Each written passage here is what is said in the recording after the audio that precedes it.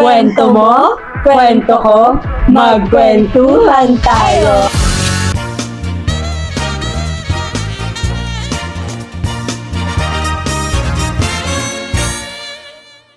Hi, I'm Aling Friends. At ako naman, si Manong Mark. At ating welcome from Dulong Bayan. Walang iba, kundi si Aling Alyssa. Hello sa inyo. Grabe, ang energy talaga.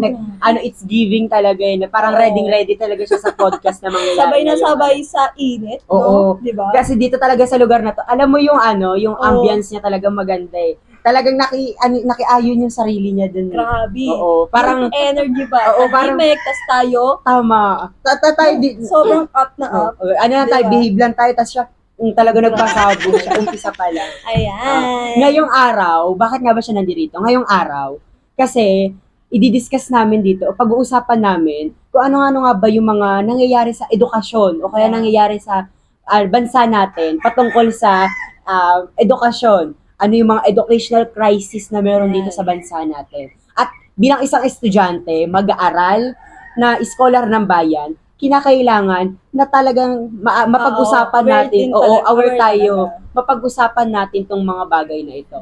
At isa rin dito, kasama natin si Aling Alyssa para mapag-usapan at makibigay ng simpatya patungkol dun sa mga nangyayaring issue sa lipunan natin. At lalong-lalo na sa edukasyon. Ngayon, syempre, tatalakayin namin kung ano yung mga nangyayari sa bansa natin. Kung ano nga ba yung mga talagang dapat mabigyan ng pansin. Bilang estudyante, alam natin yung nararanasan natin. Yes. Kaya ito, paunang tanong, kamusta ka bilang isang estudyante?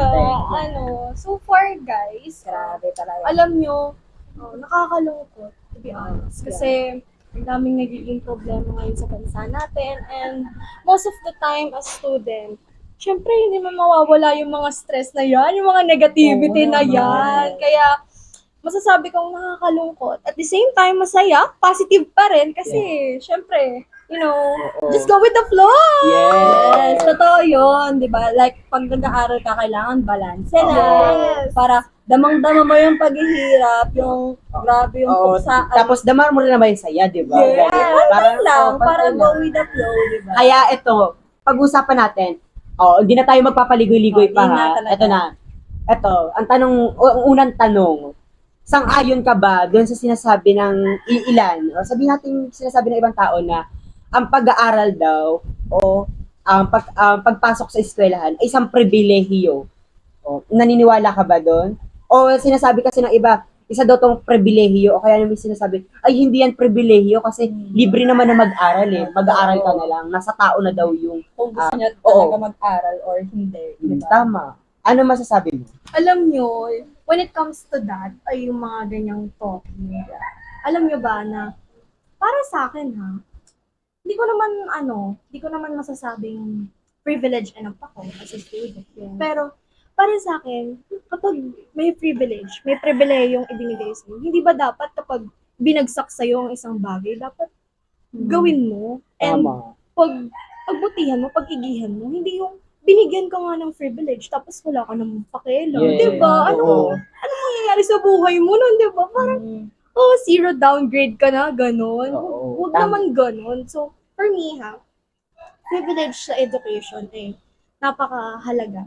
Yes. Kasi, as a student, bilang isang scholar ng bayan, dapat mas pahalagahan natin yun. Tama. Huwag natin baliwalain lang yung pondo, yung Totoo. tax na binibigay sa atin. Makabuluhan siya, diba? So, Oo. kailangan Gamitin sa tao. gamitin Oo. natin sa tama. Oo, bilang, 'di ba, tama naman, bilang isang scholar ng bayan, kailangan maging responsable din tayo sa pribilehiyong natatamasa natin kasi totoong hindi lahat ng estudyante. Oo, kaya isang himala parang gano'n o kaya naman Ano isang kasi siya, opportunity. oo, yun, Yes. isang malaking oportunidad na makapasok ka sa Mga libreng universidad o sa school, hindi lang sa universidad, sa school, public school, na hindi mo na kailangan magbayad ng tuition. Tuition Oo. per sem, no? Ang Oo. hirap pa naman, lalo na yung kahirapan ng buhay ngayon. Ang hirap-hirap kumita ng pera. Tapos, Oo. di ba minsan mapupunta na lang sa pagkain. Iisipin ko pa, mapupunta pa to sa pagkain. Oo. Hati-hatiin pa yan ang budget ng pamilya mo, di ba? So, nakaka-stress siya. Kaya isang malaking bagay yung pagkakaroon ng libreng Yes. tuition fee sa mga eskwelahan. So, ano naman yung Ayan, so syempre natakil na natin yung pondo. Oo. O ngayon, ito ang tanong ko, pabor ka ba sa sistema ng edukasyon ngayon? Alam mo, sa totoo lang, alam niyo, hindi. Kasi, kung tutuusin, ang daming naghihirap ngayon ng mga estudyante. Like, sa mga nangyayari ngayon sa bansa natin, sa tingin mo, papaisip ka, di ba, na okay pa ba dito mag-aral? Oo, Diyos ko, te. Para Parang, kasing isang ano na, parang quality nga. Pero, paano naman yung mga, di ba, yung mga, yung mga tao sa mga bundok, yung mga Oo. tao na, nahihirapan din sila mag-aral. Kasi nga, syempre, maraming kakulangan na hindi naman sapat na naibibigay ng government natin. So, dapat, no, kailangan nating, alam mo yun, mas buksan pa yung Oo. Oportunidad sa lahat. Oo, opportunity. Kasi parang parang kumbaga nagiging pili lang yung bibigyan ng Oo, privilege. yun nga. Kaya nga parang nangyayari, sinasabi ng karamihan na hindi naman pribilehiyo makapag-aral sa mga universidad o kaya sa mga eskwelahan kasi libre. Pero kapag titingnan natin yung mas malawak na pagtingin, makikita natin na na hindi kasi may mga taong nasa bundok na nakatira, Yes. gusto man nila mag-aral, Walang hindi, kakayanan oo, eh. hindi Kasi kaya. nasa mataas silang Oo, lugar. o kaya naman, gusto nila mag-aral, o nga, libre yung pag-aaral, kaso nga lang, nagtatrabaho sila. O, di ba? Alam mo yung mga bagay na gano'n, parang kinakailangan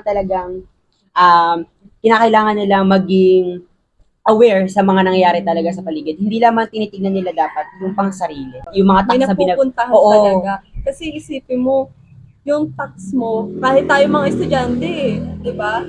Kahit tayo hindi pa naman tayo nakakapagtrabaho, pero nagbibigay na tayo ng tax. Ngayon, dapat yung tax na yun, maraming pangangailangan yung bansa natin, dapat may napupuntahan siya. Oo. Di ba? Hindi lang sa specific na lugar. Mismo sa mga mamamayan na bahagi nito. Di ba? Tsaka lalong-lalo na yung edukasyon. Kasi yung education kung ang mga workers natin, sila yung paanong natin. Oo. Sabi kasi nila, naniniwala kasi ako na ang mga trabahador o mga nagtatrabaho, sila yung paa ng Pilipinas, sila yung paa ng bansa. Kasi kung mawawala sila, paano Hindi ikot yung ekonomiya natin? magpapangsyon, Oo, di ba? di ba? So, kung sila yung mga paa, edukasyon naman, sila yung utak ng ating bansa. Sila yung magsasabi kung ano na nga ba yung nangyayari sa bansa natin. Sila yung tutuligsa o kaya naman sila yung aaksyon kung ano man yung mga nangyayaring katiwalian sa bansa natin. Kaya talagang kinakailangan, pondohan natin tong edukasyon. Tukan natin, Oo. bigyan natin attention. Kasi kung iisipin natin, kung sa pag-apply nga ng trabaho, kailangan may degree ka. Oo. Siyempre, di ba? O, kung ganun pala, edi dapat bigyan natin ng atensyon, yung edukasyon, para yung mga hindi pa nakakapag-aral, bigyan natin sila ng pribilehiyo. Oo, bigyan di ba? natin sila ng oportunidad, Oo, di ba? Na oportunidad. maranasan yung ganong pag-aaral. Na matamasa Oo, nila. ganun talaga. Kasi nababalil yung tao, parang, sige, papayagan ka namin magtrabaho, ma-hire ka, may degree ka ba? Oo, Andito na tayo sa thoughts na diploma ba o diskarte, Oo. di ba? Yes. Kaya, kung Parang gusto natin, hirap din talaga isipin nung nangyayari sa bansa natin.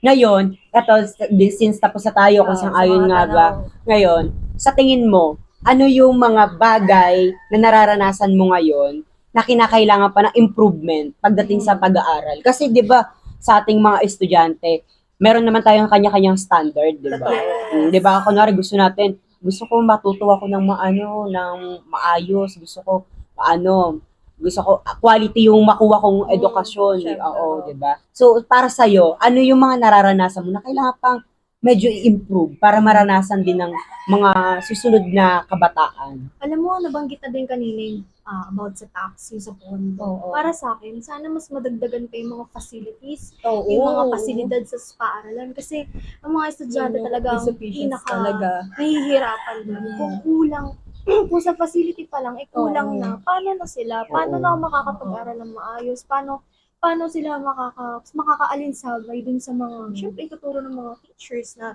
So, yung mga teachers nahihirapan din, hindi Oo. lang yung mga estudyante kasi syempre as a teacher, maiisip mo, ay, saan ba ako kukuha ng ganito, ganyan? Paano kami mag-laboratory? Paano kami ganito, ganyan? Oo. Minsan kasi pinagkakasya yung 40 to 50 na Oo, estudyante. sa isang maliliit na room. ano. Tapos yung space lang, hindi kaya. Kaya yung iba, umuupo na lang sa sahig. Oo. O kaya sa covered court sila Oo, nag-aaral. talaga. Dapat meron tayong mga dapat matutukan ng gobyerno. Oo, Hindi lang yung yung ibang kung nakakagawa nga tayo ng mga ng ibang infrastructure Mga na proyekto, o diba? mga project na hindi naman natin malaman kung nasaan. Na bakit Oo, hindi diba? kayang Ghost project wala Oo, ate. bakit? ang kataas. Bakit hindi kaya ng gobyerno makapagtayo ng mga mga pasilidad sa eskwelahan na mas magagamit ng karamihan sa atin, At di saka, ba? dapat doon talaga napupunta yung pondo. Oo. Yes, Kasi doon transparent nakikita na natin yung yung kahirapan na nangyayari, yung struggle ng mga estudyante. Oo. Lahat naaapektuhan, hindi lang isang estudyante. Kumbaga lahat, di ba? Oo. Nagmumula sa isang maliit na nagmumula sa grade 1 o kaya sabihin natin sa batang maliit Oo. yung apektado hanggang sa lumalaki, sumusunod sa kapatid niya, sa nanay, tatay. generation. Oo, Generation oo, yung hanggang problem na siya, May ma-apply na sa experience lahat. eh. Oo. Kaya kinakailangan talaga putulin na natin. Kaso ang tanong, handa nga ba talaga tayong putulin yung ganong sistema? Kasi 'di ba, ngayon pa nga lang tinutulig sana agad yung mga scholar ng bayan kapag bumuboses sila, 'di ba? Isa din 'yun sa mga nararanasan natin sa edukasyon. Parang kapag nag-aral ka, kinakailangan wag mong wag mong kakalabanin yung gobyerno.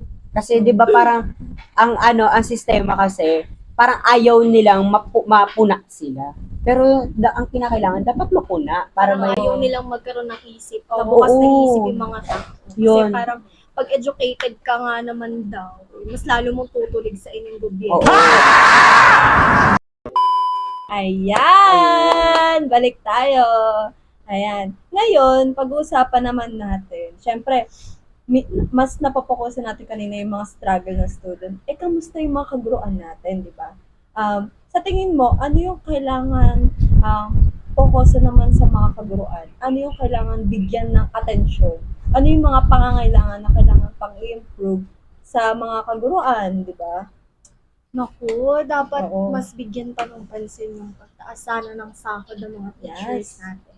Na mas bigyan pa ng pansin kasi na syempre hindi lang naman sila mga teachers na nagtuturo sa kanilang mga estudyante.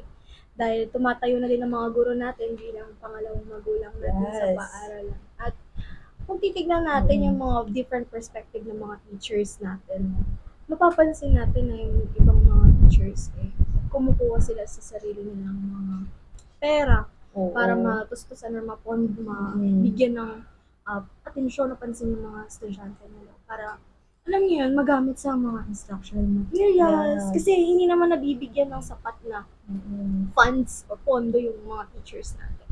Lalo ngayon sa government natin, di ba? Oo. Kaya ibang teacher alam niyo, madiskarte rin talaga sila. Like may mga side hustle pa silang Oo. ginagawa. Kahit alam Diba? nilang bawal 'yun, 'di ba? Oo, may Pero ginagawa talaga sila. sinusugal nila para Oo. sa alang-alang ng kapakanan ng Oo. mga estudyante nila para sa kanila din. Oo. Hindi sila para makasurvive sila sa araw-araw. Tsaka isa din yan sa mga rason yung mababang sahod. Kaya yung mga teacher na gumagraduate sa atin, lumilipad sila Oo, sa yun pala. sa ibang bansa. Oo, kasi sa ibang bansa ang daming benefits Yes. Tapos May ang mga dami incentives. Oo, ang daming incentives. Parang ang gagawin mo lang talaga magtuturo ka na lang, ganon. Mas mapofokusan mo yung tinuturo Oo. mong subject. Hindi ka na mag-iisip ng mga problem Oo. kasi yung pangangailangan mo para sa mga estudyante, nagpo-provide yung government. Ng government, 'di ba? Ang iisipin mo na talaga kung paano sila matututo, kung paano Oo. matututo yung mga estudyante. Kaso nga lang, hindi rin natin sila masisisi kung bakit sila lumilipad sa ibang bansa, bakit na sila nagtuturo. Kasi nga ganun yung sistema din ng natin ng edukasyon dito at saka nung gobyerno natin mismo. Grabe yung pang-aalipusta o kaya Grabe, yung parang no? grabe yung pagnanakaw sa atin grabe Parang- yung panggigipit Alam niyo, no? parang ang mga teachers dito sa Pilipinas, parang mga basahan. Oo. Kasi- grabe. Alam niyo, kailangan push. Oo, Push alam mo yung talaga. basahan na todo linis sa mga estudyante, todo ayos sa mga estudyante. Pero ano nakukuha nila? Wala. Wala, di ba? Oo. Kung titignan nga natin, kulang sa pasilidad, Oo. kulang sa mga room. Kasi di ba pinagtaas Oo. yung Sa 40 to public 50? sa public, Oo. wala silang faculty sa public. Oo. Ay, yung mga ginagawa ng mga teachers sa ilalim ng hagdan, lumang, Oo, oo, yung mga lumang nagiging creative CR. na lang talaga. Oo, doon sila nagpa-faculty, doon nila nilalagay yung mga gamit nila. Which is dapat hindi. Kasi dapat, meron silang sarili nilang kwarto, may sarili silang room, yes. kung saan, andun yung mga gamit nila. Pero ang ending, syempre, dahil kulang nga sa pondo, wala silang walang pera ang yung mga eskwelahan, edi ang ending, ganun, mapupunta sila sa ganung kalagayan kahit ayaw nila. Grabe yung epekto, no? Hindi lang talaga sa estudyante Oo. yung nahihirapan, hindi lang estudyante na epekto, pati yung mga kaguruan. Oo. Pero kasi 'di ba, ang thinking kasi nila, ayaw nagkaroon ng kaalaman yung mga estudyante, Oo. ayaw maging boses yung mga estudyante kasi feeling nila pinupuksa sila, 'di ba? Oo. Sabi mo nga kanina tinutuligsa Oo, yung ayaw gobyerno. nila napupuna sila, kaya Oo. ganun. So, tapos na tayo sa mga kaguruan. Eto, parang feeling ko, pag naging teacher tayo balang araw, Oo. natin to, parang ma-apply natin to, masasabi natin ito. Ano ba, saan ba dapat nakukuha ang manners ng isang estudyante? Good manners ng isang estudyante? Sa bahay ba? O Oo, sa magulang ba dapat ang magtuturo sa kanila ng good manners? O pagpasok dapat nila sa paaralan, tsaka lang dapat nila matutunan yung good manners? Kasi, alam mo yung kay teacher, sino ba yon? Teacher Karen ba yun? Carla. Kay teacher Carla, na issue na sinasabihan niya yung mga estudyante niya, ay yung mga magulang na estudyante niya na turuan daw ng good manners, which is tama Oo naman. Kasi, syempre, sa bahay, makukuha yung mga magagandang asal para pagdating sa school, ayos na. Ang gagawin na lang ng mga teacher, i-grow na lang talaga. Oo. So, sa tingin mo, sang-ayon ka ba, o ano ba yung sa tingin mo dapat bang ang good manners and right conduct natututunan muna sa bahay bago ipasok sa paaralan? O dapat yung mga bata natututunan yung good manners and right conduct sa paaralan mismo? Alam mo, dapat sa bahay pa lang. Oo. Kasi kung sa bahay pa lang, disiplinado na yung bata, alam niya na yung gagawin niya. Siyempre, mas magbe-build up na lang yun sa school. Mas ipapalabukin na lang ni teacher or mas bibigyan niya na lang ng pansin. Kung may problema naman, pwede namang magkaroon ng counseling sa mga parents, di ba? With their, mga anak nila. Hindi naman nakakahiya yun, di ba? Na nagkaroon ng counseling when it comes to that. Syempre, hindi lang naman dapat ang guro ang dapat maging magulang sa paaralan. Dapat yung mga magulang din, bigyan din nila ng attention, bigyan din nila ng pansin yung mga anak nila. Kasi hindi lang dapat yung teacher yung nahihirapan, Oo. Dapat yung mga parents. Kasi ang mindset ng mga magulang dun sa comment section, grabe, ang lala talaga. Ang mga ang mindset kasi nila, hindi naman daw sila sumasahod. Bakit sila kailangan pati sila magturo? Di ba? Pero 'di ba dapat kasi partnership 'yan. Oo. Kasi, Partner na magulang tsaka teacher para yung bata matuto talaga. Ang kaso parang yung mga magulang ayaw nila ng ganun. Gusto talaga nila, bahala kayo bahala dyan, basta pinasok ko yung anak ko sa eskwela. Hindi ganun dapat ang medyo bad perspective siya, Oo. 'di ba? Hindi dapat ganun ang thinking. Kasi kung ang thinking mo ay ganun, paano bilang magulang dapat alam mo sa anak mo? O dapat alam mo bilang magulang mo? Ano lang yung capacity ng anak mo? Kaya dapat, sa bahay pa lang, turuan mo na, disiplinahin mo na. Para pagdating sa school, syempre, Ayos na. kaya niyang Kumbaga, sumabay. I-build up na lang ni teacher. Oo, tama yun. So, eto, puro negative tayo kanina, di ba? Puro, puro, kung ano talaga yung nangyari nararanasan talaga Oo. ngayon. ano mga ba talaga yung, ano nga ba yung current ng education natin ngayon? Talagang na-discuss natin kanina eh. So, ngayon, sa tingin mo, ano naman yung positive side ng education natin? For sure, meron namang positive. Kahit papaano, di ba? May positive. Ano naman sa tingin Alam mo? mo, nakakatuwa ngayon yung mga kabataan, no? Kasi, iba dati, sabi nila, ay, pagka sumasali ka sa mga, form of activism, sasabihin nila, terorista to, NPA to. Oo. Pero ngayon, nakakatuwa ang mga tao kasi, imbis na pigilan nila, mas sinusuportahan. na binibigyan pa nila ng attention yun. Oo. Kaya nakakatawa din kung titignan Yun yung isa sa mga kagandahan sa Oo. ano natin. Nagiging mulat. Oo. Generation natin. Hindi lang sa generation natin, kundi sa education din natin. Yes. Nagiging mulat. Hindi lang yung mga estudyante, pati yung mga kaguruan din. At saka syempre. kasi may pinanggagalingan. Oo, diba? talagang- may layunin Oo. tayo na kailangan May mabago, bigyan, oo. bigyan niyo tong atensyon. Oo. Hindi tayo mananatili na dito na lang talaga Oo. tayo, di ba? Ito tatandaan nyo ha. Kaya merong mga nagrarally, kaya may mga estudyante nagrarally sa kalsada kasi may masang naaapi. Totoo. May, Diba? may masang natatapakan, kaya sila nasa kalsada.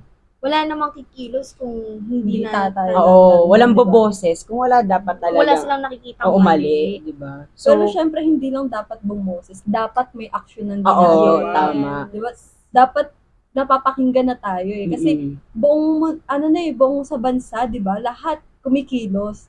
Sana yung mga kinakaukulan, bigyan na ng pansin. Oo. Kaso Diba? parang ang nangyayari, wala pa rin talaga. Oo, ngayon. mm, Pero sana, hopefully, oo, hopefully, di diba? Maayos na yung sistema natin, hanggang maayos yung edukasyon sa Pilipinas, maayos yung mga iba pang sanghay ng ano natin dito sa Pilipinas. Para naman sa ganun, maging better, maganda ang Pilipinas. Yung gobyerno lang talaga nagpapapangit. At saka hindi lang naman estudyante, hindi lang mga teacher yung magbe-benefits eh. Tayong lahat, buong bansa. Mamayanan, Oo, di ba? tama. Lahat tayo. Oo. So, bakit kailangan pigilan yung ganong pag-unlad, di ba? Okay. Siguro isa pa sa mga sa mga positive dito sa atin, yung mga dedikadong teacher. Mga estudyante nila. Kasi parang talaga naniniwala sila na mga estudyante talaga o mga kabataan talaga, yung susunod na henerasyon, sila naman yung tutulong para mabago talaga yung Pilipinas. Di ba? Iniisip nila sa mga teacher sa mga ibang teacher may mga perspective sila na example ko na po si Ma'am Jam. Okay lang sa kanya yung kahit yung ganun yung sahod. Ang layunin niya lang mapamulat yung mga estudyante, Oo. di ba? May mga ganun teacher na okay lang kahit ganito yung sahod ko. Ang gusto ko, may mapamulat Oo, ako. may But it mamulat. doesn't mean na gano'n, hindi na natin bibigyan attention yung pangailangan ng mga guro. Tama.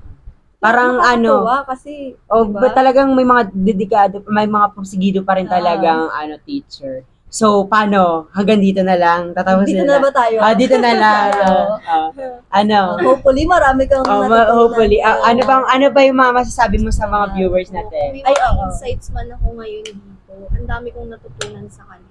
Especially the positive and the negative side of our education. Alam mo, kahit may krisis sa edukasyon, nakakatuwa pa rin na marami pa rin mga kabataan sa panahon ngayon na gusto pa rin, pinaglalaban pa rin, pinipilit pa rin ayusin, ireforma yung Nangyayaring katiwalian Oo, dito. oo. Tama. Pero ngayon, anong hashtag mo ngayon? Hashtag ano ka Hashtag ngayon? mo ngayon, te. Hashtag ano tayo ngayon? Kunwari ako. happened? Siguro hashtag ano ba tawag? Hashtag fresh, di ba? Ganon. Mga hashtag. Ganon. Pero yung hashtag mo dapat tungkol sa pagbabago. Ganon. Para sa edukasyon. hashtag for the future. For the For the future. future. of Para sa our- ano tawag dito? Para sa kabataan. For our generation. Kaya ano pa, aling friends. Ano pa bang gusto mong Ano pa bang kailangan nating i-discuss diba? dyan? Grabe, Tapos naman- sobrang lawak talaga yung naging discussion namin Oo. today, guys. So, hanggang dito na lang. Kaya kung may mga kwento kayo dyan, may mga gusto kayong ichika dito, may mga gusto kayong pag-usapan, don't hesitate o huwag kayo mag-alinlangan, i-PM lang kami o kaya mag-send Comment ng message. down below. Yes, comment Ayan. down below lang kung ano pa yung mga gusto nyong ano ba tawag dito? Gusto nyo Grabe. pang pag-usapan. Muli, ako si Aling Friends. At ako naman si Manong Mark. At ako si Eliza. Kwento mo, kwento ko, magkwentuhan tayo.